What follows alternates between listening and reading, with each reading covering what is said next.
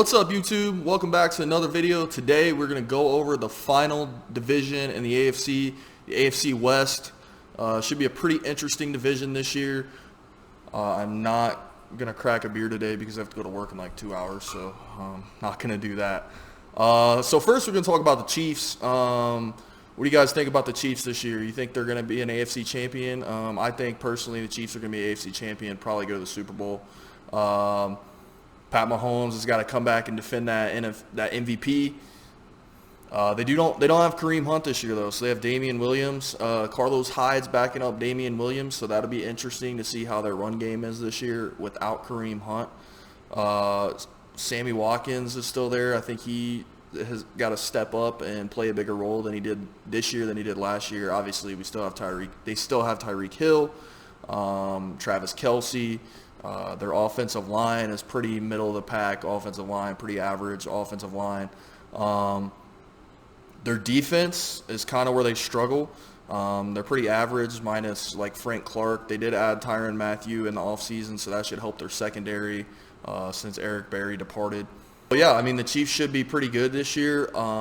If you look at their division, they should be able to sweep their division minus the Chargers. They might have, some problems playing the Chargers.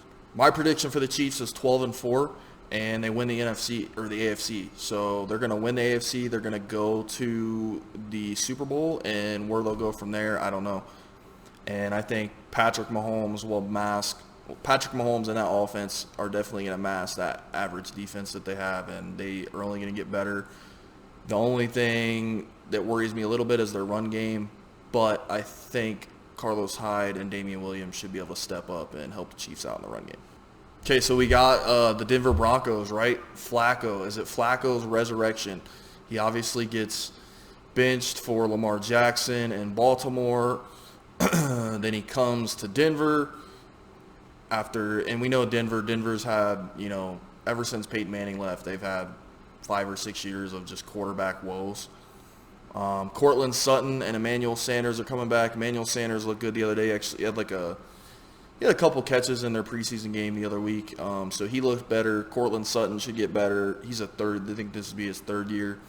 They got Jeff Hireman as tight end. They also drafted Noah Fant from Iowa.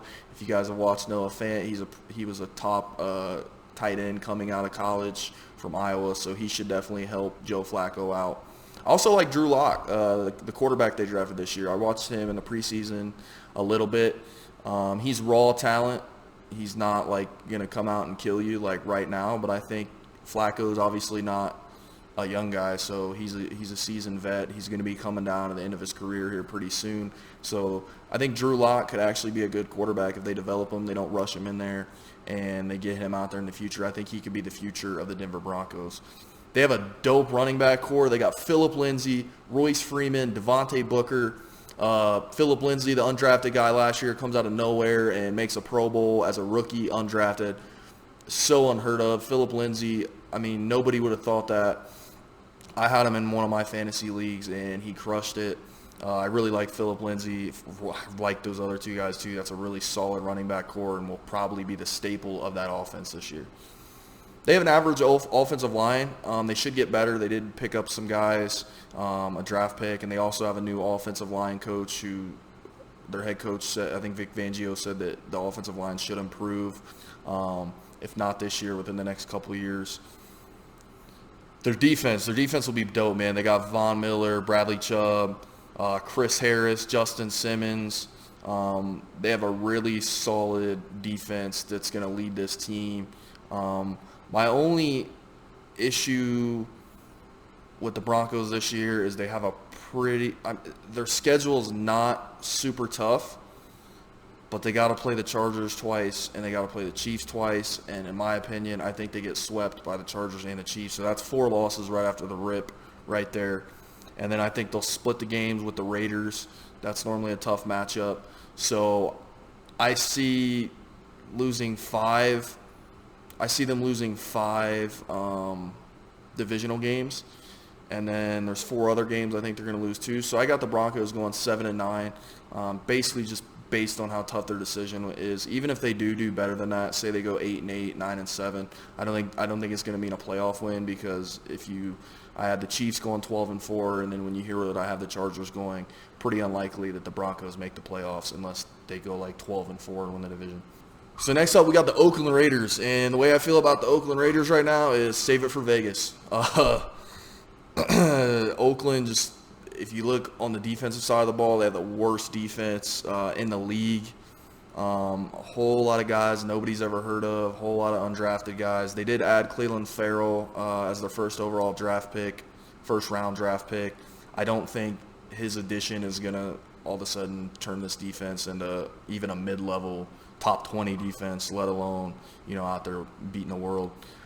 So their defense is really going to hinder them this year. They also have the Antonio Brown helmet controversy. This guy's been in the locker room for all of a couple months, and he's already causing controversy.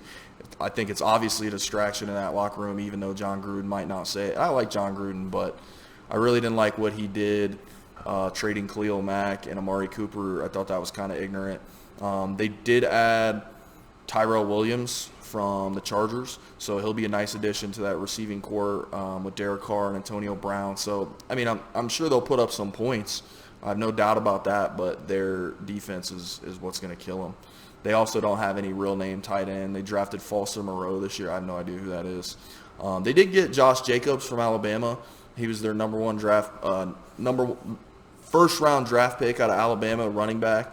He's really good. He's a big guy. He's a power back, so he should be pretty good, helping Derek Carr take a little load off him. And their offensive line's pretty middle of the pack as well. So my prediction for the Oakland Raiders is 5-11.